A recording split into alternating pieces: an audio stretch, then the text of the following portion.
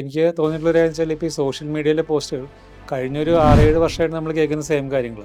അപ്പോൾ may be അത് നല്ല കാര്യമാണ്. കാരണം പഞ്ചസാര വെളുത്തത് കഴിക്കരുത്, അങ്ങനെയുള്ള ഈ ബയോപ്സി ചെയ്താൽ പടരും, ഇതൊക്കെ ഒരു 10 വർഷമായിട്ട് നമ്മൾ ആൻസർ ചെയ്യുന്ന സെയിം ക്വസ്റ്റ്യൻസ് തന്നെയാണ്. അപ്പോൾ മേ ബി ഒരു നല്ല കാര്യം, കാരണം പുതിയ മിസ്ഇൻഫർമേഷൻ വരുന്നില്ല എന്നുള്ള നല്ല കാര്യമാണ്. അതുപോലെ ക്യാൻസർ പ്രിവെന്റ് ചെയ്യാൻ വേണ്ടിയിട്ട് വാക്സിൻസ് എന്തെങ്കിലും ഉണ്ടോ?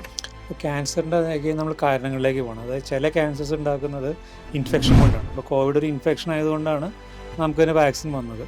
അതുപോലെ തന്നെ ഒരു ഹ്യൂമൻ പാപ്പിലോമ വൈറസ് എന്ന് പറയുന്ന ഒരു വൈറസ് ഉണ്ടാക്കുന്ന ഒരു ക്യാൻസർ ഉണ്ട്.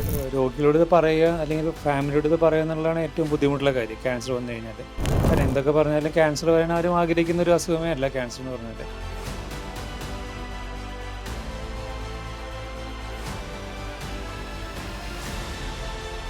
Hi everyone, welcome to healthy Flix. ഇന്ന് നമ്മോടൊപ്പം ഉള്ളത് ആസ്റ്റർ മെഡിസിറ്റിയിലെ ഓങ്കോളജിസ്റ്റായ doctor Arun G Warrier. Cancer related ആയിട്ടുള്ള കുറച്ച് കോമൺ കൺസേൺസിനെ കുറിച്ചാണ് ഡോക്ടർ ഇന്ന് നമ്മോടൊപ്പം സംസാരിക്കാൻ പോകുന്നത്. Welcome doctor, welcome to healthy flix. Okay doctor, ഇപ്പോൾ ക്യാൻസർ എന്ന് പറയുമ്പോൾ നമുക്ക് ഒരുപാട് മിത്തുണ്ട്, അതുപോലെ തന്നെ ഒരുപാട് പേടികളുണ്ട് ആളുകൾക്ക്. അപ്പോൾ എങ്ങനെയാണ് നമുക്ക് ഫസ്റ്റ് ടൈം ഒരു ക്യാൻസർ ആണ്, അല്ലെങ്കിൽ നമുക്ക് എന്തൊക്കെ ലക്ഷണങ്ങളായിരിക്കും ഒരു ക്യാൻസർ പേഷ്യൻറ്റിൽ ആദ്യം കാണുക? ക്യാൻസർ എന്ന് പറയുന്നത് മേ ബി നമ്മുടെ ശരീരത്തിൽ തന്നെ വരുന്ന മാറ്റങ്ങളാണ്. അപ്പോൾ അതുകൊണ്ടാണ് നമുക്ക് ഏതാണ് സാധാരണ സംഭവിക്കുന്ന മാറ്റങ്ങൾ, അഥവാ നമ്മൾ ഏതാണ് ഭയപ്പെടേണ്ട മാറ്റങ്ങളെന്ന് പലപ്പോഴും മനസ്സിലാക്കാൻ ബുദ്ധിമുട്ട് വരും. ഇപ്പോൾ ഉദാഹരണത്തിന് ഇപ്പോൾ ക്യാൻസർ വരുന്നത് ഏതെങ്കിലും മുഴകളായിട്ടായിരിക്കാം, അല്ലെങ്കിൽ ബ്ലീഡിങ് പോലെയുള്ള പ്രശ്നങ്ങളായിട്ടായിരിക്കാം, അല്ലെങ്കിൽ വിട്ടുമാറാത്ത ചുമ, നമ്മുടെ തൂക്കം കുറയുന്നു, ഇങ്ങനെയുള്ള ലക്ഷണങ്ങളായിരിക്കും. ഇതിനൊന്നും ഇപ്പോൾ ക്യാൻസർ എന്ന് പറയുന്നത് നമ്മുടെ ശരീരത്തിലെല്ലാം അബ്നോർമലായ കോശങ്ങളുണ്ടാകുന്നു. ആ കോശങ്ങൾ വളർന്ന് അതിനെ നമുക്ക് മാറ്റാൻ അത് ശരീരത്തിന് തന്നെ അതിനെ പ്രതിരോധിക്കാൻ പറ്റുന്നില്ല. അതാണ് ക്യാൻസർ സംഭവിക്കുന്നത്. ഇപ്പോൾ നോർമലായിട്ട് കുറേ കാര്യങ്ങൾ ഇതിൻ്റെ തന്നെ ലക്ഷണങ്ങൾ ഉണ്ടാക്കും. അത് അങ്ങനെ ഒരുപോലെയുള്ള പല പ്രശ്നങ്ങൾ വരുന്നതുകൊണ്ടാണ് ഇതാണ് ക്യാൻസർ അല്ലെങ്കിൽ ഇതാണ് ക്യാൻസർ ലക്ഷണം നമുക്ക് പറയാൻ പറ്റാത്തത്. മെയിൻലി ഇപ്പം നമ്മുടെ ശരീരത്തിൽ വരുന്ന മാറ്റങ്ങൾ പ്രത്യേകിച്ച് 1-2 ആഴ്ചയായിട്ട് മാറുന്നില്ല, അല്ലെങ്കിൽ ഒരു 60 വയസ്സിന് മുകളിൽ വരുന്ന ചേഞ്ചസ് ആണെങ്കിൽ അതെല്ലാം തന്നെ ചിലപ്പോൾ ക്യാൻസർ ലക്ഷണമാകാം എന്നാണ് നമ്മൾ പറയാറ്. അതുപോലെ ഡോക്ടർ, ബയോപ്സി ചെയ്ത ക്യാൻസർ പടരും, അങ്ങനെ ഒരു മിത്ത് നമ്മുടെ ഇടയിലുണ്ട്. അതിലെന്തെങ്കിലും ഫാക്റ്റ് ഉണ്ടോ? ബയോപ്സി എന്ന് പറയുന്നത് ഇപ്പോൾ നമുക്കിപ്പോൾ ശരീരത്തിൽ ഒരു മുഴ വന്നു കഴിഞ്ഞാൽ അത് നമുക്ക് എന്താണെന്ന് അറിയണേ, അത് ചിലപ്പോൾ വെറും ഒരു സാധാരണ കൊഴുപ്പ് കെട്ടിയായിരിക്കാം, ചിലപ്പോൾ ഇൻഫെക്ഷൻ ആയിരിക്കാം. അപ്പോൾ എന്താണെന്ന് അറിയണമെന്നുണ്ടെങ്കിൽ നമ്മളതെടുത്ത് അത് ഒരു മൈക്രോസ്കോപ്പിൻ്റെ താഴെ വെച്ച് നോക്കിയാൽ മാത്രമാണ് ആ കോശങ്ങൾ ക്യാൻസറസ് ആയിട്ടുള്ള കോശങ്ങളാണെന്ന് നമുക്ക് അറിയാൻ പറ്റുകയുള്ളൂ. അപ്പോൾ നമ്മുടെ ശരീരത്തിൽ തന്നെയുള്ള കോശങ്ങളായതുകൊണ്ട് അതുകൊണ്ട് നാം പടരേണ്ട ആവശ്യമില്ല. കാരണം അത് എടുക്കാതെ നമുക്കതിന് മുമ്പോട്ട് പോകാൻ പറ്റില്ല. അപ്പോൾ നമ്മൾ ഏതൊരു ക്യാൻസർ രോഗിയും ചികിത്സയ്ക്ക് മുമ്പ് 100% ബയോപ്സി ഇല്ലാതെ നമുക്ക് ചികിത്സിക്കാൻ പറ്റില്ല. അപ്പോൾ അതുകൊണ്ട് കൂടുന്നില്ല എന്നുള്ളത് വളരെ ശാസ്ത്രീയമായി നമുക്ക് അറിയുന്ന കാര്യമാണ്. ഇപ്പോൾ ക്യാൻസർ വന്നു കഴിഞ്ഞാൽ നമ്മൾ പൊതുവെ കീമോതെറാപ്പി ചെയ്യേണ്ടി വരും എന്നുള്ള ഒരു ഇതുണ്ട്. എല്ലാ ക്യാൻസേഴ്സിനും നമുക്ക് കീമോതെറാപ്പി ആണോ ഒരു മെഡിസിൻ? ക്യാൻസറിൻ്റെ ചികിത്സയിൽ 3 രീതിയിലാണുള്ളത്. ഒന്ന് സർജറി, റേഡിയേഷൻ, കീമോതെറാപ്പി. അപ്പോൾ അത് ഏതൊരു ക്യാൻസറിൻ്റെ സ്റ്റേജും അനുസരിച്ചാണ് ഇത് വരുന്നത്. അപ്പോൾ അത് ക്യാൻസർ എവിടെ വരുന്നു, അത് ഏത് സ്റ്റേജിലാണ്, ഇതനുസരിച്ചാണ് ഈ 3 ചികിത്സാ രീതികളും വേണ്ടി വരുന്നത്. അപ്പോൾ അങ്ങനെ നമുക്കൊരു ക്യാൻസറിന് കീമോ വേണമെന്ന് വെച്ചാൽ അതിനെ കുറേ കൂടി നമുക്ക് അതിനെപ്പറ്റി അറിയണം. അത് എവിടെ വന്നിട്ടുള്ള ക്യാൻസറാണ്, എന്താണ് സ്റ്റേജ്, എന്നൊക്കെ അറിഞ്ഞാൽ മാത്രമാണ്, അല്ലെങ്കിൽ അതിൻ്റെ ഗ്രേഡ്, കുറേ കാര്യങ്ങൾ നോക്കാനുണ്ട്. അപ്പോൾ അതെല്ലാം അറിഞ്ഞതിന് ശേഷം മാത്രമാണ് ഇതിന് ഏത് ചികിത്സാ രീതി വഴിയാണ് പോകേണ്ടതെന്ന് നമുക്ക് പറയാൻ പറ്റുകയുള്ളൂ. ഇപ്പോൾ കീമോ ചെയ്യുന്ന ഒരാളാണെങ്കിൽ അയാൾ ഫുഡിൻ്റെ കാര്യത്തിൽ എന്തെങ്കിലും ശ്രദ്ധിക്കേണ്ടതുണ്ടോ? കീമോതെറാപ്പി എന്ന് പറഞ്ഞാൽ ഇപ്പോൾ നമ്മുടെ ശരീരത്തിൽ അതിൻ്റെ പ്രതിരോധ ശക്തി കുറയാനുള്ളൊരു സാധ്യതയുണ്ട്. പിന്നെ കീമോ ചെയ്യുന്നതിൻ്റെ ഭാഗമായിട്ട് ടേസ്റ്റ് ചേഞ്ച് വരാം. അപ്പോൾ അതിൻ്റെയൊക്കെ എല്ലാം ഭാഗമായിട്ട് ഹെൽത്തി ഡയറ്റാണ് കീമോ സമയത്ത് നമ്മൾ കൊണ്ടുപോകേണ്ടത്. കീമോതെറാപ്പിക്ക് നമുക്ക് പ്രത്യേകം ഡോസുകളുണ്ടോ? ഉണ്ട്. കാരണം കീമോതെറാപ്പി ഇതെല്ലാം പഠനങ്ങൾ നടത്തിയിട്ടാണ് തീരുമാനിക്കുന്നത്.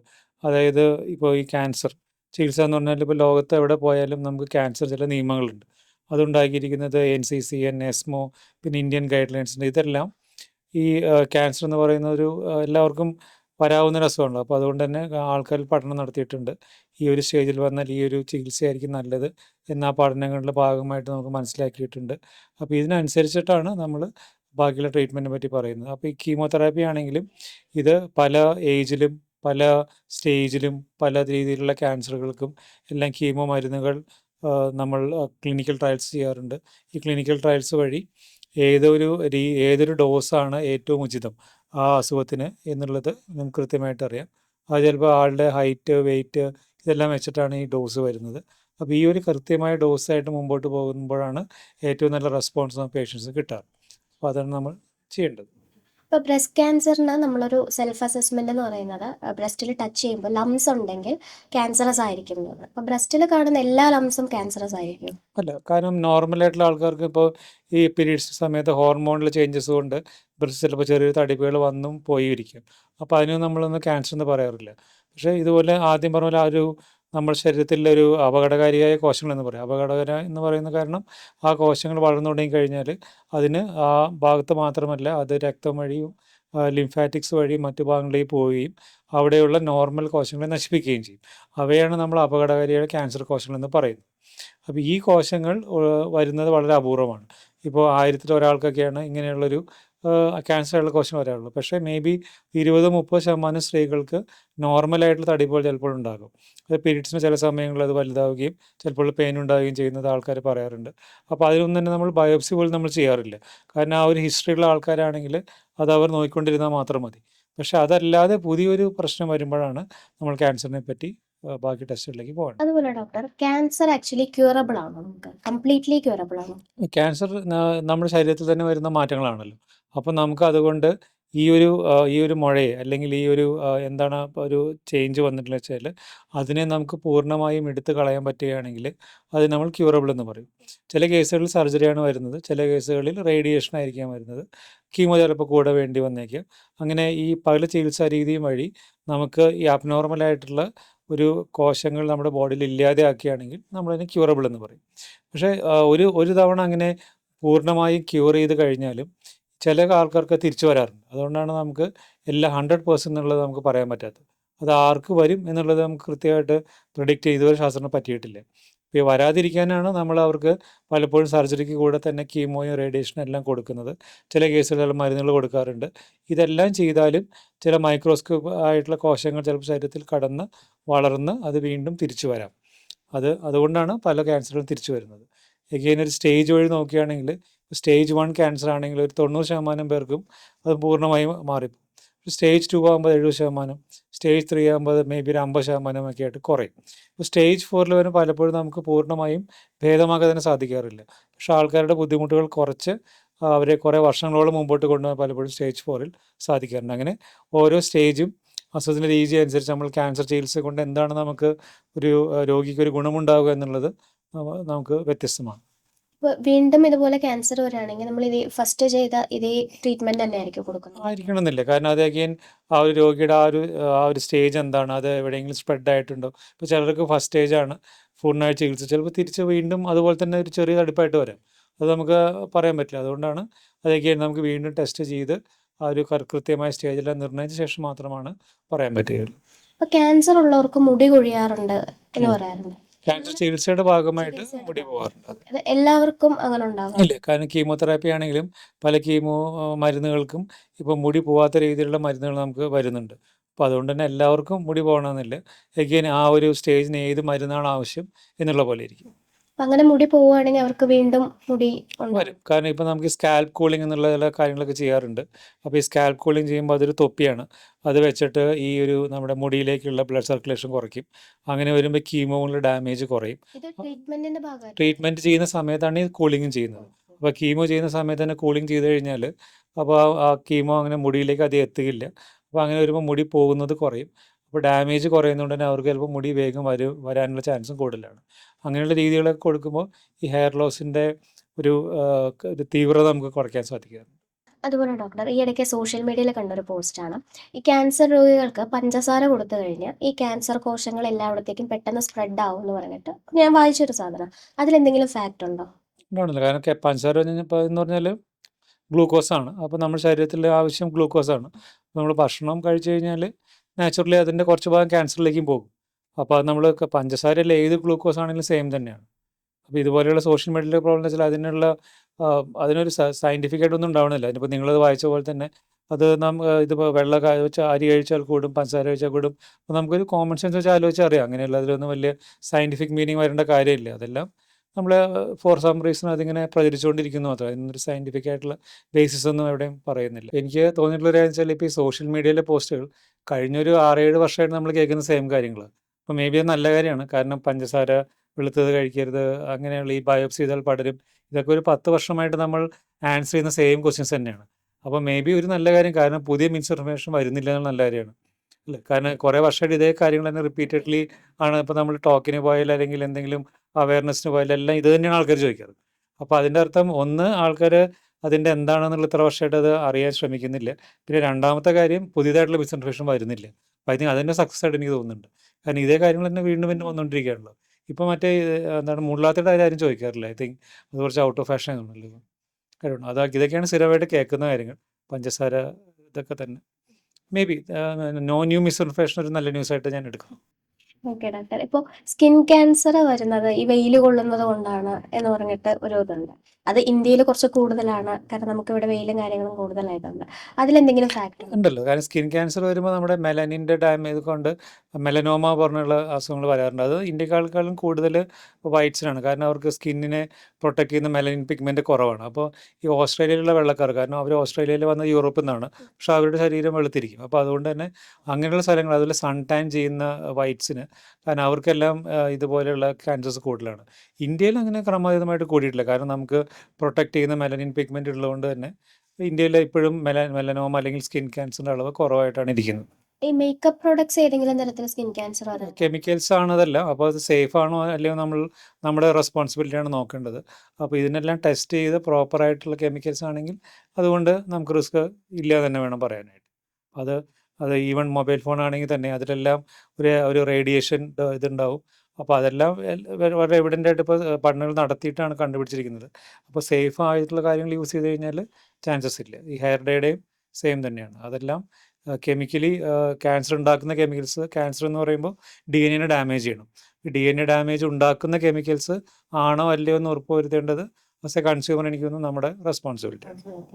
അതുപോലെ ഡോക്ടർ, ഈ മൊബൈൽ ടവർ അടുത്തുള്ള വീടിന്റെ അടുത്തുള്ളവർക്ക് അതും DNA ഡാമേജ് ഉണ്ടാക്കുന്നില്ലല്ലോ. ഐ തിങ്ക് അഗെയിൻ ഇതെല്ലാം 10 വർഷമായിട്ടുള്ള സെയിം കാര്യങ്ങൾ. അപ്പോൾ ദാറ്റ് ഇസ് ഗുഡ് തിങ്, കാരണം പുതിയതൊന്നും വരുന്നില്ലല്ലോ.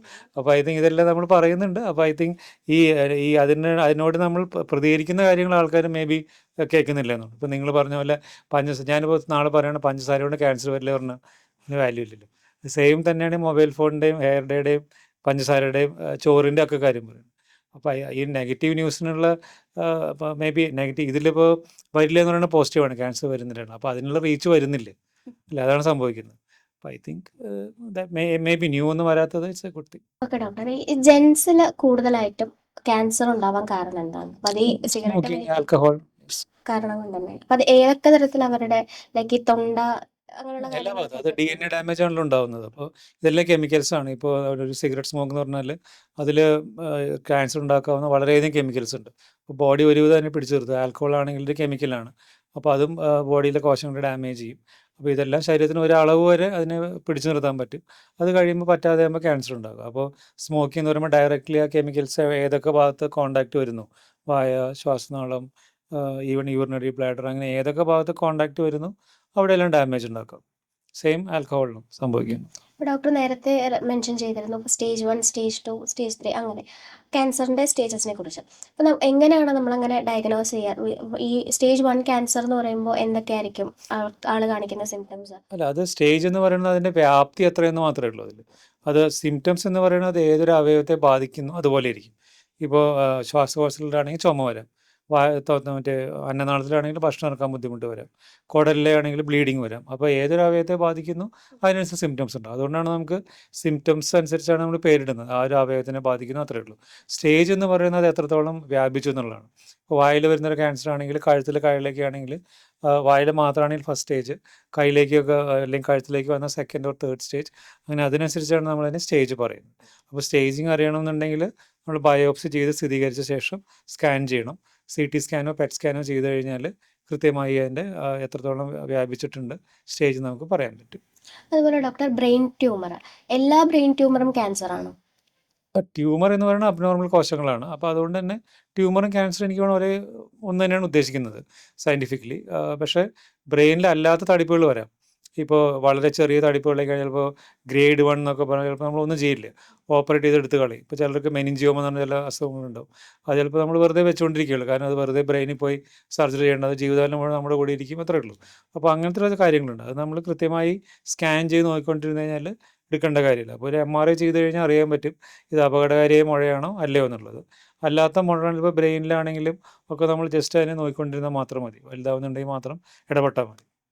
അതുപോലെ ക്യാൻസറിന്റെ ട്രീറ്റ്മെന്റ്സ് നമ്മുടെ ഹാർട്ടോ കിഡ്നിയോ അങ്ങനെ വേറെ ഏതെങ്കിലും ഇന്റേണൽ ഓർഗൻസിനെ എഫക്ട് ചെയ്യാറുണ്ടോ? അത് പെട്ടെന്ന് വളരുന്ന കോശങ്ങൾ എവിടെയുണ്ടോ അതിനെ എഫക്റ്റ് ചെയ്യാം. അതുകൊണ്ടാണ് ഹാർട്ടിനെല്ലാം നമ്മൾ പമ്പിങ് എല്ലാ മരുന്നുകളല്ല, ചില മരുന്നുകൾ ചില ഡോസിലൊക്കെ ഉണ്ടാകും.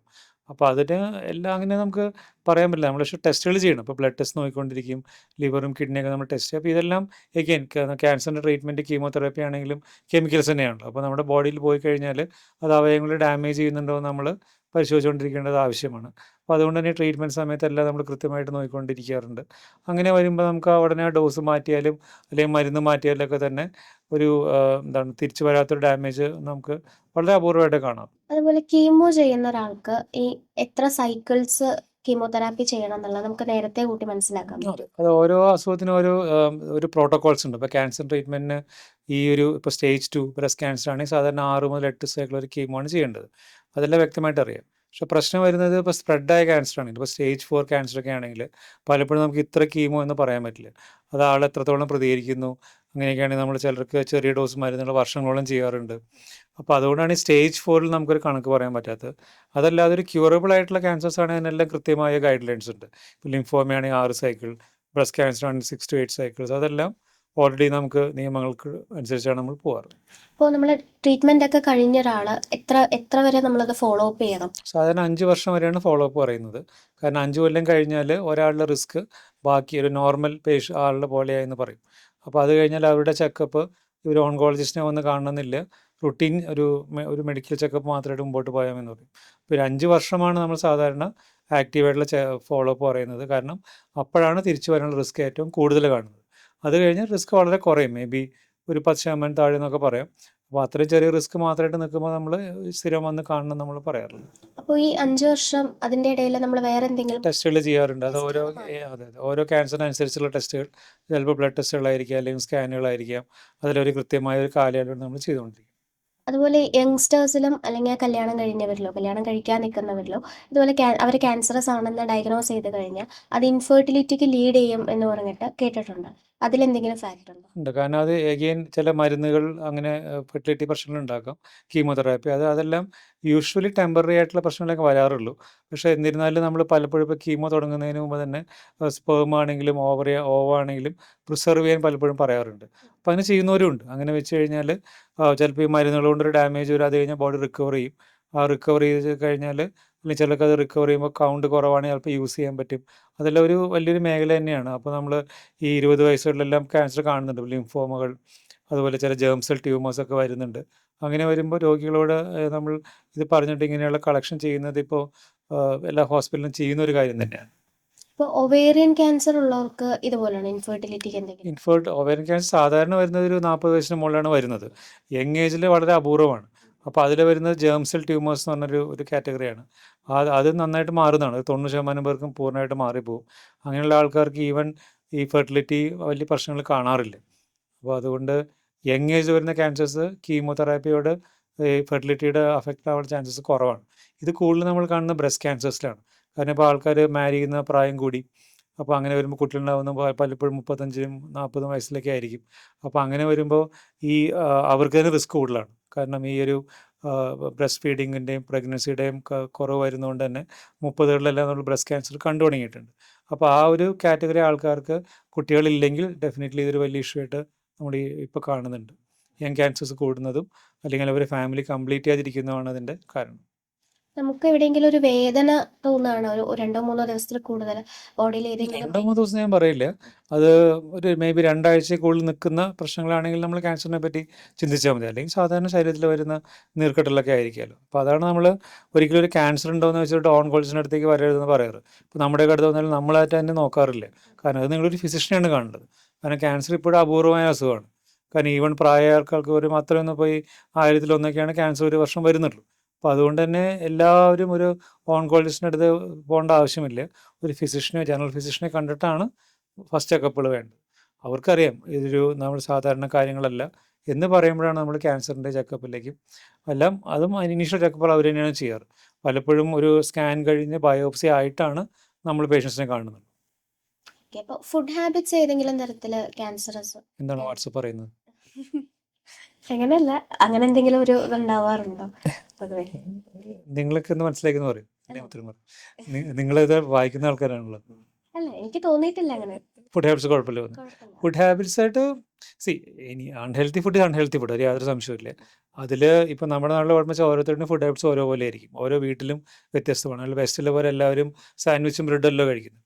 അപ്പോൾ അതുകൊണ്ട് തന്നെ ഏതാണ് ഹെൽത്തി എന്ന് പറയാൻ ബുദ്ധിമുട്ടാണ്. ഇപ്പം ഞാൻ കഴിക്കാത്തൊരു ഫുഡ് എനിക്ക് അൺഹെൽത്തി ആയിരിക്കും. അപ്പോൾ നാട്ടിലങ്ങനെ ഭയങ്കര ഡിഫറൻസ് ഉണ്ടല്ലോ. അപ്പോൾ അതുകൊണ്ടാണ് നമ്മൾ ഈ ഹെൽത്തി ഫുഡ് എന്നുള്ളൊരു പ്രോബ്ലം എന്താണെന്ന് പറയാനുള്ള പ്രശ്നം വരുന്നത്.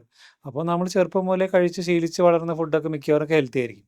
പിന്നെ നമുക്കറിയാം ചില കാര്യങ്ങൾ നല്ലതല്ല. ഇപ്പോൾ റെഡ് മീറ്റ് നല്ലതല്ല, അല്ലെങ്കിൽ അമിതമായ എണ്ണ നല്ലതല്ല. അതെല്ലാം ഐ തിങ്ക് നമ്മൾ സൊസൈറ്റി നമ്മളെ പഠിപ്പിച്ചിട്ടുണ്ട്. അപ്പോൾ അതിനനുസരിച്ച് മുമ്പോട്ട് പോകുക. അതല്ലാതെ ഇന്ന ഫുഡാണ് നല്ലത് ചീത്ത അങ്ങനെ നമുക്ക് ഒരിക്കലും ഡിഫൈൻ ചെയ്യാൻ പറ്റില്ല. അത് മറ്റ് അസുഖങ്ങൾ ഉണ്ടാക്കുന്ന പോലെ തന്നെ അൺഹെൽത്തി ഫുഡ് ക്യാൻസറിൻ്റെ ചാൻസ് കൂട്ടും, അത്രേ ഉള്ളൂ. ഇപ്പം നമ്മൾ കോവിഡ് ടൈമിലൊക്കെ പ്രിവെൻറ്റീവ് ആയിട്ട് വാക്സിൻസ് എല്ലാം എടുത്തിരുന്നു. അപ്പം അതുപോലെ ക്യാൻസർ പ്രിവെൻറ്റ് ചെയ്യാൻ വേണ്ടിയിട്ട് വാക്സിൻസ് എന്തെങ്കിലും ഉണ്ടോ? ഇപ്പോൾ ക്യാൻസറിൻ്റെ നമ്മൾ കാരണങ്ങളിലേക്ക് പോകണം. അതായത് ചില ക്യാൻസേഴ്സ് ഉണ്ടാക്കുന്നത് ഇൻഫെക്ഷൻ കൊണ്ടാണ്. അപ്പോൾ കോവിഡ് ഒരു ഇൻഫെക്ഷൻ ആയതുകൊണ്ടാണ് നമുക്കതിന് വാക്സിൻ വന്നത്. അതുപോലെ തന്നെ ഒരു ഹ്യൂമൻ പാപ്പിലോമ വൈറസ് എന്ന് പറയുന്ന ഒരു വൈറസ് ഉണ്ടാക്കുന്ന ഒരു ക്യാൻസർ ഉണ്ട്. അതാണ് ഗർഭാശയകളത്തിലെ ക്യാൻസർ, സെർവൈക്കൽ ക്യാൻസർ എന്ന് പറയും. അത് ഇപ്പോൾ ഇന്ത്യയിൽ നമ്പർ 2 സ്ഥാനത്ത് നിൽക്കുന്ന ഒരു ക്യാൻസറാണ്. അപ്പോൾ ഈ വൈറസിൻ്റെ ഇൻഫെക്ഷൻ സ്ത്രീകൾക്കാണ് വരുന്നത്. അപ്പോൾ അതുകൊണ്ട് ആ ഇൻഫെക്ഷൻ വരാതിരിക്കാൻ നമുക്ക് വേണമെങ്കിൽ വാക്സിൻ ചെയ്യാം. അപ്പോൾ ഇന്ന് നമ്മുടെ സർക്കാർ തന്നെ വളരെ കാര്യമായിട്ട് പ്രൊമോട്ട് ചെയ്യുന്ന ഒന്നാണ് ഈ HPV വാക്സിൻ എന്ന് പറയുന്നത്. അപ്പോൾ അത് 9 വയസ്സിനും 26 വയസ്സിനും ഇടയ്ക്കുള്ള സ്ത്രീകളാണ് എടുക്കേണ്ടത്. ചില കേസുകൾ കുറച്ചും കൂടി ഏജ് എടുത്താലും തെറ്റില്ലെന്ന് പറയും. പക്ഷേ ബേസിക്കലി അവർ ആ ഒരു സെക്ഷുവൽ എക്സ്പോഷർ വരുന്നതിന് മുമ്പാണ് ഈ വാക്സിൻ എടുക്കേണ്ടത്. അപ്പോഴാണ് നമുക്കതിന് അതിൻ്റെ ഇഫക്റ്റ് കിട്ടുന്നുള്ളൂ. അപ്പോൾ അങ്ങനെ വരുമ്പോൾ ഈ ഒരു വാക്സിൻ നമ്മുടെ ബോഡിയിലേക്ക് വരുന്നില്ല. ഈ വാക്സിൻ്റെ ഉള്ള ഡാമേജാണ് ഭാവിയിൽ ക്യാൻസറായിട്ട് മാറുന്നത്. അപ്പോൾ അതാണ് ഒരു യങ് ഏജിൽ ബിറ്റ്വീൻ ദ ഏജ് ഓഫ് 9-നും 26-നും ഇടയ്ക്ക് 1 മുതൽ 3 ഡോസ് വരെ ഉണ്ട്. അത് ഐ തിങ്ക് ഡോക്ടർമാർ പറഞ്ഞുതരാം, ഏജ് അനുസരിച്ചിട്ടാണ് വരുന്നത്. അപ്പോൾ 1 ഡോസ് മുതൽ 3 ഡോസ് വരെ ഏതൊരു വാക്സിൻ എടുക്കുന്ന പോലെ ഇരിക്കും. ഇപ്പോൾ ഗവൺമെൻറ് വളരെ ആക്റ്റീവായിട്ട് ചെയ്യുന്ന ഒരു ഏരിയയാണിത്. അപ്പോൾ ഇതിൻ്റെ ഉദ്ദേശം ഈ ഒരു വാക്സിൻ ഉണ്ടായിക്കഴിഞ്ഞാൽ ഇപ്പോൾ നമ്പർ 2 അപ്പോൾ അത്രയും ഇമ്പോർട്ടൻ്റ് ആണ് മനസ്സിലാക്കാമല്ലോ. അപ്പോൾ സ്ത്രീകൾക്ക് വരുന്ന 20% ക്യാൻസറും ഈ സെർവൈക്കൽ ക്യാൻസറാണ്. അപ്പോൾ ആ ക്യാൻസർ കുറച്ചാൽ തന്നെ നമ്മുടെ എത്രയധികം ക്യാൻസേഴ്സിൻ്റെ അളവ് കുറയും. അപ്പോൾ വളരെ ഇമ്പോർട്ടൻ്റ് ആയിട്ടുള്ളൊരു കാര്യമാണ്. പക്ഷെ അത് ഓൺലി സെർവൈക്കൽ ക്യാൻസറിന് മാത്രമേ ഉള്ളൂ. കാരണം ബാക്കിയുള്ള അങ്ങനെയൊക്കെ ഒരു ഇൻഫെക്ഷൻ കൊണ്ട് വരുന്ന ക്യാൻസേഴ്സ് വേറെ വളരെ വളരെ അപൂർവമാണ്. അപ്പോൾ ഐ തിങ്ക് ഇന്ന് വളരെയധികം ഇമ്പോർട്ടൻ്റ് ആയിട്ടുള്ളൊരു കാര്യമാണ് സെർവൈക്കൽ ക്യാൻസർ വാക്സിൻ. ഇപ്പോൾ നമ്മൾ ഒരാൾക്ക് ക്യാൻസർ ഡയഗ്നോസ് ചെയ്ത് കഴിഞ്ഞാൽ രോഗിയോട് പറയുന്നതിനേക്കാൾ മുമ്പ് നമ്മൾ റിലേറ്റീവ്സിനോടായിരിക്കും പറഞ്ഞ് അവരാണ് അദ്ദേഹം അക്സെപ്റ്റ് ചെയ്ത് പിന്നെ രോഗിയെ പാമ്പർ ചെയ്ത് കൊണ്ടുപോകുന്ന ആൾക്കാർ. ഇപ്പോൾ ഡോക്ടറുടെ പ്രൊഫഷണൽ ലൈഫിൽ എന്തെങ്കിലും ഒരു എക്സ്പീരിയൻസ് ഷെയർ ചെയ്യാനുണ്ട്, അത് ഡയറക്റ്റ് ആയിട്ട് രോഗിയോട് പറഞ്ഞിട്ടുള്ള? ഇപ്പോൾ രോഗികളോട് ഇത് പറയുക അല്ലെങ്കിൽ ഫാമിലിയോട് ഇത് പറയുക എന്നുള്ളതാണ് ഏറ്റവും ബുദ്ധിമുട്ടുള്ള കാര്യം ക്യാൻസർ വന്നു കഴിഞ്ഞാൽ. കാരണം എന്തൊക്കെ പറഞ്ഞാലും ക്യാൻസർ വരാൻ ആരും ആഗ്രഹിക്കുന്ന ഒരു അസുഖമേ അല്ല ക്യാൻസർ എന്ന് പറഞ്ഞാൽ. ഈവൺ ഏതൊരു ഏർലി സ്റ്റേജാണ്. ഇപ്പോൾ ഒരു ബ്രസ്റ്റിൽ ചിലപ്പോൾ 2 സെൻറ്റിമീറ്റർ തടിപ്പേ ഉണ്ടാവുള്ളൂ. 99% അതുകൊണ്ട് അവരുടെ ലൈഫിനോ അതിനൊന്നും ബാധിക്കുകയില്ല. പക്ഷെ എന്ന് പറഞ്ഞാൽ ഇന്ന് ലോകം അവസാനിച്ചെന്ന പോലെയാണ് അവർ നമ്മുടെ മുമ്പിലിരിക്കും. അപ്പോൾ അത് ഇന്നൊരു ഗുണം എന്താ വെച്ച് കഴിഞ്ഞാൽ മിസ്ഇൻഫർമേഷൻ കുറേ ഉണ്ടെങ്കിലും ഇൻഫർമേഷൻ കുറേ വരുന്നുണ്ട്.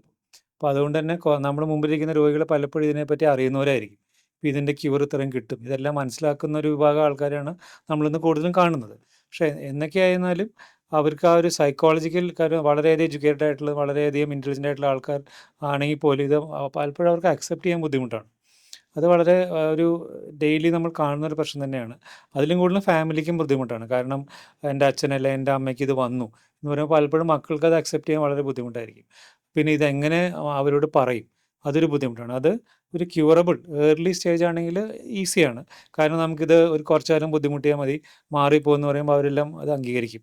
ഇപ്പോൾ ഏത് ട്രീറ്റ്മെൻ്റ് ആണെങ്കിലും മാറുന്നതാണെങ്കിലും ആൾക്കാർക്ക് അംഗീകരിക്കാൻ എളുപ്പമാണ്. പിന്നെ ആ ബുദ്ധിമുട്ടിൽ കൂടെ അവർ മുമ്പോട്ട് കൊണ്ടുപോകണം. അതാണ് ഒരു ഡോക്ടർ എന്നുള്ള നമ്മുടെ ജോലി. പിന്നെ വരുന്നത് സ്റ്റേജ് 4 ആണ്. കാരണം ഇപ്പോഴും എന്താണ് നിർഭാഗ്യവശാൽ നമ്മൾ കാണുന്ന ഒരു 50% ക്യാൻസേഴ്സും സ്റ്റേജ് 4 തന്നെയാണ്. കാരണം ക്യാൻസർ പലപ്പോഴും പതുക്കെ പതുക്കെ വളർന്നുകൊണ്ടിരിക്കും. പ്രത്യേകിച്ചും ലങ് ക്യാൻസർ, പാൻക്രിയാറ്റിക് ക്യാൻസർ ഒക്കെ ആണെങ്കിൽ അത് ചിലപ്പോൾ ഒരു ലക്ഷണങ്ങൾ ആദ്യം ഉണ്ടാക്കില്ല. അത് പതുക്കെ പതുക്കെ വളർന്ന് പല ഭാഗത്ത് എത്തുമ്പോഴേ നമ്മൾ അറിയുള്ളൂ. അപ്പോൾ അവർക്ക് രോഗിക്ക് സ്റ്റേജ് 4 ക്യാൻസർ ആയിരിക്കും. അപ്പോൾ അങ്ങനെ വരുമ്പോൾ എന്ത് ചെയ്യണം?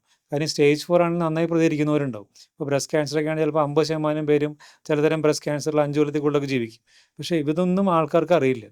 ഇപ്പോൾ അതായത് ക്യാൻസർ വന്നാൽ മരണം എന്നുള്ളത് ഒരു കാര്യം, അറ്റ്ലീസ്റ്റ് സ്റ്റേജ് 4 വന്നാൽ പിന്നെ ഒന്നും ചെയ്യേണ്ട കാര്യമില്ല എന്ന് വിചാരിക്കുന്ന കുറേ ആൾക്കാർ നമ്മുടെ നാട്ടിൽ ഇപ്പോഴും ഉണ്ട്. അപ്പോൾ നമ്മൾ ചെയ്യാറെന്ന് വെച്ചാൽ അവർ പറ്റുന്നത്ര തന്നെ സയൻറ്റിഫിക്കായ രീതിയിൽ അവരോട് അത് പറയാൻ ശ്രമിക്കും. കാരണം ഇമോഷണലി നമുക്കത് സ്റ്റേജ് 4 മാറില്ല എന്നുള്ള പോയിന്റ് കൂടുതൽ ഇത് നമുക്ക് എന്തൊക്കെ ചെയ്യാൻ പറ്റും, അതായത് അവരുടെ നോർമൽ ലൈഫായിട്ട് എങ്ങനെ മുമ്പോട്ട് പോകാൻ പറ്റും, ഇങ്ങനെയുള്ള കാര്യങ്ങളാണ് നമ്മൾ ഫോക്കസ് ചെയ്യാറ്. ഇപ്പോൾ ചിലപ്പോൾ ചിലരുടെ ആവശ്യം അവരുടെ മക്കൾ ചിലപ്പോൾ പുറത്തായിരിക്കും. അപ്പോൾ മക്കളുടെ കൂടെ പോയി കുറച്ച് നേരം നിൽക്കണം. അപ്പോൾ ഒരു ട്രീറ്റ്മെൻറ്റ് എടുത്തു കഴിഞ്ഞാൽ ചിലപ്പോൾ ചെറിയ ഗുളിക കഴിച്ചാൽ മതി. സ്റ്റേജ് 4 ക്യാൻസർ ഗുളിക കഴിച്ച് വർഷങ്ങളോളം പോകേണ്ടത് നമുക്കുണ്ട്. അപ്പോൾ അങ്ങനെ ആ ഒരു അസുഖത്തെ പറ്റി അവരെ മനസ്സിലാക്കാൻ ശ്രമിക്കുക. ഒരു സയൻറ്റിഫിക് ആയിട്ട്. അതാണ് നമ്മൾ കൂടുതലും ചെയ്യാറ്. കാരണം മറ്റേ ഒരു മാറുന്നില്ല എന്നുള്ളൊരു ഒറ്റ പോയിന്റിൽ നിന്ന് നമുക്ക് എവിടെ എത്താൻ പോണില്ല നമ്മൾ. അപ്പോൾ അവരെ അതിനേക്കാളും കൂടുതൽ നമുക്ക് എന്തൊക്കെ ഓപ്ഷൻസ് ഉണ്ട്, എങ്ങനെ നമ്മുടെ ലൈഫ് നോർമലായിട്ട് മുമ്പോട്ട് കൊണ്ടുപോകാൻ പറ്റും. മിക്കവാറും പേർക്ക് ഈ ഒരു പോയിന്റ്സ് പറഞ്ഞാൽ ആൾക്കാർക്ക് മനസ്സിലാവാറുണ്ട്. പക്ഷെ എന്നാലും ചിലർ ഇത് തീരെ അക്സെപ്റ്റ് ചെയ്യാത്ത ആൾക്കാരുണ്ട്. ഇപ്പോൾ സ്റ്റേജ് 1 ആണെങ്കിലും ഇത് വരാതിരിക്കാനുള്ള ട്രീറ്റ്മെൻറ്റ് ഒന്നും എനിക്ക് വേണ്ട, ഒരു ബ്ലാങ്കറ്റ് നോ, ഒരു അങ്ങനെ പറയുന്നവരുണ്ട്. അപ്പോൾ നമുക്കൊരു കൗൺസിലിംഗ് ഉണ്ട്. ഇപ്പോൾ ഞങ്ങൾക്കൊക്കെ ആണെങ്കിൽ മിക്കവാറും എല്ലാ ഹോസ്പിറ്റലിലും ഒരു ഓൺകോ സൈക്കോളജിസ്റ്റ് എന്ന് പറഞ്ഞ ഒരു ഗ്രൂപ്പ് ആൾക്കാരുണ്ട്. അപ്പോൾ നമ്മൾ ചിലപ്പോൾ അവരെ കാണിക്കും. ചിലർക്കൊരു ഡിപ്രഷനിലേക്ക് ചിലർ പോകും. അപ്പോൾ അവർക്ക് ചിലപ്പോൾ കുറച്ച് കാലത്തേക്ക് എന്തെങ്കിലും സൈക്യാട്രിസ്റ്റിൻ്റെ മരുന്നുള്ള ആവശ്യം വന്നേക്കാം. കാരണം ഇതെല്ലാം മൈൻഡ് സ്റ്റേബിളാക്കുക എന്നുള്ളതാണ് ഏറ്റവും ഇമ്പോർട്ടൻ്റ് ആയിട്ടുള്ള കാര്യം. അപ്പോൾ പലപ്പോഴും സ്റ്റേജ് 1 പോലും ഇത് റെഫ്യൂസ് ചെയ്ത് വീട്ടിൽ പോയിരിക്കുന്നവരുണ്ട്. അതുകൊണ്ടാണല്ലോ ഈ പലപ്പോഴും ക്യാൻസർ വളരുന്നത്. ഉദാഹരണത്തിന് ബ്രസ്റ്റ് ക്യാൻസർ വന്നാൽ ചിലപ്പോൾ ചെറിയ തടുപ്പായിരിക്കും, പക്ഷെ അവരത് ടെസ്റ്റ് ചെയ്യാനുള്ള പേടി, അല്ലെങ്കിൽ ഇത് അതാവില്ല എന്നുള്ളൊരു ഒരു ഒരു ഡിനയൽ, ഇതൊക്കെ കൊണ്ടാണ് ഇത് ഇരുന്നിരുന്ന് വലുതാവുന്നത്. അപ്പോൾ ആ ഒരു ഇതിൽ നിന്ന് അവരെ മാറ്റി ഒരു പോസിറ്റീവായ ഔട്ട്ലുക്കിലേക്ക് കൊണ്ടുവന്നാൽ ഇപ്പോൾ ഒരു ടീം ഓഫ് ഡോക്ടേഴ്സിന് അതിന് വേണം. പിന്നെ ഒരു medical surgeon, radiation doctor, councillor, ചിലപ്പോൾ കീമോയിൽ നേഴ്സായിരിക്കാം. നമ്മളെല്ലാവരും പല രീതിയിൽ സംസാരിച്ചിട്ടാണ് പലപ്പോഴും പേഷ്യൻസ് ട്രീറ്റ്മെൻറ്റൊക്കെ വില്ലിങ് ആവുന്നത്. കുറച്ച് കഴിയുമ്പോൾ അവർ തന്നെ ഒന്ന് പറയാറുണ്ട്, അന്ന് നിങ്ങളൊക്കെ പറഞ്ഞുകൊണ്ട് ഞാൻ ചെയ്തു, അതുകൊണ്ട് എനിക്ക് മാറിയെന്ന് പറയുന്ന എത്രയോ ആൾക്കാർ നമുക്കുണ്ട്. അപ്പോൾ ആ ഒരു സ്റ്റേജിലേക്ക് അവരെ കൊണ്ടുവരിക എന്ന് പറഞ്ഞാണ് ഏറ്റവും വലിയൊരു ചാലഞ്ച്. ഒരു ക്യാൻസർ സർവൈവല്ല നമുക്ക് പഴയ പോലെ നമ്മുടെ ഒരു നോർമൽ ലൈഫ് ലീഡ് ചെയ്യാൻ പറ്റും. പിന്നെന്താ, ഇപ്പോൾ ക്യാൻസർ എന്ന് പറഞ്ഞൊരു അസുഖമാണ് അത്. അപ്പോൾ അത് വന്നു, ചികിത്സിച്ചു, അത് മാറി. അപ്പോൾ നമ്മൾ ഈവൻ ഒരു പെറ്റ് സ്കാൻ എടുത്തു കഴിഞ്ഞാൽ അതിൻ്റെ ഒരു ലക്ഷണം നമ്മുടെ ബോഡിയിൽ ഉണ്ടാവില്ല. അപ്പോൾ അങ്ങനെ വരുമ്പോൾ ഒരു നോർമൽ ആളെ പോലെ തന്നെയാണ്. അപ്പോൾ ഈ ട്രീറ്റ്മെൻറ്റ് സമയത്ത് ഈ കീമോ ഒക്കെ ചെയ്യുമ്പോൾ പ്രതിരോധ ശക്തി കുറയുമ്പോഴാണ് ആൾക്കാർ ശ്രദ്ധിക്കാൻ പറയാറ്. അത് കഴിഞ്ഞാൽ they can be like anybody else. അതിന് അവർ നോർമൽ ഹെൽത്തി ലൈഫ് സ്റ്റൈലായിട്ട് പോകുന്ന എത്രയോ ആൾക്കാർ നമ്മുടെ ചുറ്റുമുണ്ട്. അപ്പോൾ അതിൽ പ്രശ്നമൊന്നുമില്ല. പിന്നെ ഈ മേ ബി ഒരു യങ് ഏജിൽ വരുമ്പോൾ ഉണ്ടാകുന്ന ഈ ഒരു ഫെർട്ടിലിറ്റി ഇഷ്യൂസിനെ പറ്റി നമ്മൾ ചിന്തിക്കണം. പിന്നെ ചില ക്യാൻസർ മരുന്നുകൾക്ക് ഉണ്ടാകാവുന്ന ഹാർട്ടിൻ്റെ ഇതൊക്കെ വരാം. അതൊക്കെ നമ്മൾ ആൾക്കാരോട് പറയും, ഇതൊക്കെ കറക്റ്റായിട്ട് ചെക്കപ്പ് ചെയ്ത് പോകണം എന്ന് പറയും. പിന്നെ എപ്പോഴും ഈ ഈ ഒരു ക്യാൻസറിലൂടെ വരുമ്പോൾ നമ്മുടെ ഒരു ബോഡിയിൽ ഉണ്ടായ ഒരു ചേഞ്ച് ഉണ്ടല്ലോ, DNA ഡാമേജ് ഉണ്ടല്ലോ. അപ്പോൾ അതുകൊണ്ട് ഫർദർ വരാതിരിക്കാനായിട്ട് ഒരു ഹെൽത്തി ലൈഫ് സ്റ്റൈൽ വേണം, അതായിട്ട് മുമ്പോട്ട് പോകണം. അതെല്ലാമാണ് വളരെ ഇമ്പോർട്ടൻ്റ് ആയിട്ടുള്ള കാര്യം. ഇപ്പോൾ ഡെഡ്ലി ആയിട്ടൊരു ക്യാൻസർ എന്ന് പറയുമ്പോൾ അത് ഏതായിരിക്കും? അത് നമുക്ക് ഒരു ക്യാൻസർ നമുക്ക് അങ്ങനെ പറയാൻ പറ്റില്ല. കാരണം ഇപ്പോൾ ആൾക്കാർക്ക് ഇപ്പോൾ ബ്ലഡ് ക്യാൻസറൊക്കെ ആൾക്കാർക്ക് വളരെ പേടിയാണ്. കാരണം അത് വന്നാൽ ബുദ്ധിമുട്ടാണ്. പക്ഷേ ഏറ്റവും അധികം ക്യൂർ കിട്ടുന്ന ഒന്നും കൂടിയാണ് ബ്ലഡ് ക്യാൻസർ. കാരണം അത് വരുമ്പോൾ വളരെ ഇതായിട്ടാണ് വരിക. കാരണം ബ്ലീഡിങ് പ്രശ്നങ്ങൾ. പക്ഷേ ട്രീറ്റ് ചെയ്ത് കഴിഞ്ഞാൽ കുറേ പേർക്ക് പൂർണ്ണമായിട്ട് മാറുന്നുണ്ട്. കുട്ടികൾക്ക് വരുന്ന ബ്ലഡ് ക്യാൻസറാണ് 80% പേർക്കും പൂർണ്ണമായും മാറും. പക്ഷേ ട്രീറ്റ്മെൻറ്റ് കുറച്ച് ഇൻറ്റൻസീവ് ആയിരിക്കും എന്ന് മാത്രം. അപ്പോൾ ഡെഡ്ലി എന്നുള്ള പദം നമുക്ക്, അത് ചിലപ്പോൾ ചെറിയൊരു ട്യൂമറായിരിക്കും, പക്ഷേ അത് ഒരു ട്രീറ്റ്മെൻറ്റ് തന്നെ ചിലപ്പോൾ തന്നെ ഇതാവില്ല. നമ്മളും കാണാറുണ്ട്. നമ്മൾ നോക്കി നിൽക്കുമ്പോൾ അതിങ്ങനെ വളർന്നുകൊണ്ടിരിക്കും, എന്ത് കീമോ റേഡിയേഷൻ ചെയ്താലും. അപ്പോൾ തുടക്കത്തിൽ നമ്മൾ ഡെഡ്ലി എന്ന് ഒരു ക്യാൻസറിനെ വിളിക്കരുതെന്ന് എനിക്ക് തോന്നുന്നത്. നമ്മളതിനെ എല്ലാ ക്യാൻസറിനെയും ട്രീറ്റ് ചെയ്യുക പ്രോട്ടോകോൾ അനുസരിച്ചിട്ട്, അതിൻ്റെ പ്രതികരണം നോക്കുക. അങ്ങനെ ആണ് മാത്രമാണ് നമുക്ക് ലൈവ്ലി ആയിട്ട് മാറ്റാൻ പറ്റും. ക്യാൻസർ എന്ന് പറയുമ്പോൾ നമ്മുടെ ഇടയിലുള്ള ഒരു വിചാരം സാധാരണ പ്രായമായവർക്ക് മാത്രമേ ക്യാൻസർ ഉണ്ടാവുള്ളൂ, അതിലും മെയിലിനാണ് കൂടുതൽ ക്യാൻസർ ഉണ്ടാവുകയാണ്. പക്ഷെ അങ്ങനെയാണോ ഡോക്ടർ? കുട്ടികൾക്ക് ക്യാൻസർ ഉണ്ടാവാറുണ്ടോ? ക്യാൻസറിന് ഏത് പ്രായത്തിലും വരാം. ഇപ്പോൾ ജനിച്ച് വീഴുന്ന കുട്ടികൾ, കാരണം ഇത് കോശങ്ങളുടെ വളർച്ചയാണല്ലോ. ഇപ്പോൾ ജനിച്ച് വീഴുന്ന കുട്ടികൾക്ക് പോലും ചില അപൂർവമായിട്ടുള്ള ക്യാൻസേഴ്സ് വരാറുണ്ട്. പക്ഷെ ആകെ നോക്കുകയാണെങ്കിൽ ഇപ്പോൾ 100 ക്യാൻസർ പേഷ്യൻസ് എടുത്തു കഴിഞ്ഞാൽ 1% മാത്രമാണ് നമ്മൾ പീഡിയാട്രിക് ക്യാൻസേഴ്സ് എന്ന് പറയുള്ളൂ. പക്ഷേ അതിന് നമ്മൾ ഒരു ഗോൾഡൻ റിബൺ, ഇപ്പോൾ ഓരോ ക്യാൻസർ റിബൺ ഉണ്ടല്ലോ, ബ്രസ്റ്റ് ക്യാൻസർ, പിങ്ക് ക്യാൻസറിന് നമ്മൾ പീഡിയാട്രിക് ക്യാൻസറിന് ഗോൾഡൻ റിബൺ ആണ് കൊടുക്കുക. കാരണം അത് വളരെ ഇമ്പോർട്ടൻ്റ് ആണെന്നാണ് പറയുന്നത്. കാരണം ആ ഒരു കുട്ടീനെ നമുക്ക് ക്യൂർ ചെയ്യാൻ പറ്റിക്കഴിഞ്ഞാൽ വളരെ ഒരു ഇഫക്റ്റീവായിട്ട് ഇൻഡിവിജ്വൽ നമ്മൾ സൊസൈറ്റിക്ക് കൊടുക്കുകയാണ്. അപ്പോൾ അതുകൊണ്ട് തന്നെ ഈ ക്യൂറിന് ഏറ്റവും അധികം നമ്മൾ ശ്രമിക്കുന്ന ഒന്നാണ് പീഡിയാട്രിക് ക്യാൻസേഴ്സ്. അത് ഏറ്റവും കൂടുതൽ കാണുന്നത് ഒന്ന് ഈ ലുക്കീമിയാസ്, ബ്ലഡ് ക്യാൻസേഴ്സ് ആണ്. പിന്നെ വരുന്ന ബ്രെയിൻ ട്യൂമേഴ്സ് ആണ്. പിന്നെ പല അവയവങ്ങളിലും ബാധിക്കുന്ന ക്യാൻസേഴ്സ് കുട്ടികളിൽ വരാറുണ്ട്. കുട്ടികളുടെ ക്യാൻസർ പ്രത്യേകത, കറക്റ്റായിട്ടുള്ള ട്രീറ്റ്മെൻറ്റ് കൊടുത്തു കഴിഞ്ഞാൽ അതിൽ പൂർണ്ണമായിട്ടും ഭേദമാവാനുള്ള ചാൻസ് കൂടുതലാണ്. പിന്നെ ഉള്ളത് അതിൻ്റെ ട്രീറ്റ്മെൻറ്റ് പലപ്പോഴും പ്രായമായവരെക്കാളും കുറേയും കൂടി ഇൻറ്റൻസീവ് ആയിരിക്കും.